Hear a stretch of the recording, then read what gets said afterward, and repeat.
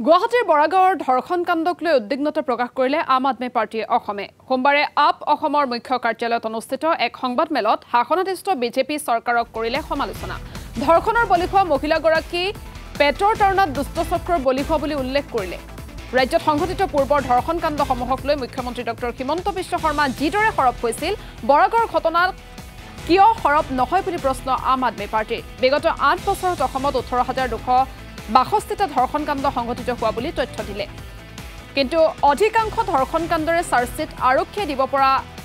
নাই এই অভিযোগ উত্থাপন কৰিছে আম আদমি পাৰ্টিয়ে ধৰ্ষণকাৰীৰ কঠোৰ শাস্তিৰ দাবী কৰিলে আম আদমি পাৰ্টিয়ে যোৱা 17 নৱেম্বৰত ৰাস চাবলৈ আহা এগৰাকী মহিলাৰ লগত এটা দলবদ্ধ ধৰ্ষণৰ ঘটনা সংঘটিত হৈছে আমি দেখিবলৈ পাইছো যে এই দলবদ্ধ ধৰ্ষণৰ যি ঘটনা এই ঘটনাক কোনো ধৰণে যেন গুৰুত্ব দিয়া হোৱা নাই প্ৰশাসনৰ যি ধৰণৰ গুৰুত্ব হ'ব লাগিছিলে সেই ধৰণৰ প্ৰশাসনে গুৰুত্ব দিয়া নাই আৰু ইয়াৰ উপৰিও এটা বিশেষ সম্প্ৰদায়ৰ ব্যক্তি নোহোৱা কাৰণেই নেকি যে চৰকাৰৰ ফালৰ পৰা কোনো ধৰণৰ তেওঁলোকৰ এই বিষয়টোৰ ওপৰত তেওঁলোকে মন্তব্য প্ৰকাশ কৰা নাই বিগত 8 বছৰত 18,262টা ধৰ্ষণৰ ঘটনা সংঘটিত হৈছে তাৰ পিছতো একে লেঠাৰিয়ে ধৰ্ষণৰ ঘটনা সংঘটিত হৈছে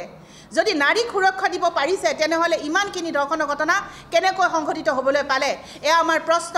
আৰু দ্বিতীয় প্ৰশ্ন হ'ল যদি মহিলাক সঁচাকৈ সুৰক্ষা দিছে তেনেহলে যিসকল ধৰ্ষণকাৰী তেওঁলোকক পুলিচে আজিলৈকে চাৰ্জশিট কিয় দিব পৰা নাই ভালধৰণে আৰু যাৰ কাৰণে আজি তেওঁলোকক আমি ফাঁচী কাঠত ওলমা দেখা নাই কেতিয়াও তেওঁলোকৰ যাবৰ জীৱন কাৰাদণ্ড হোৱা আমি দেখা নাই কি কাৰণত আমি দেখিবলৈ পোৱা নাই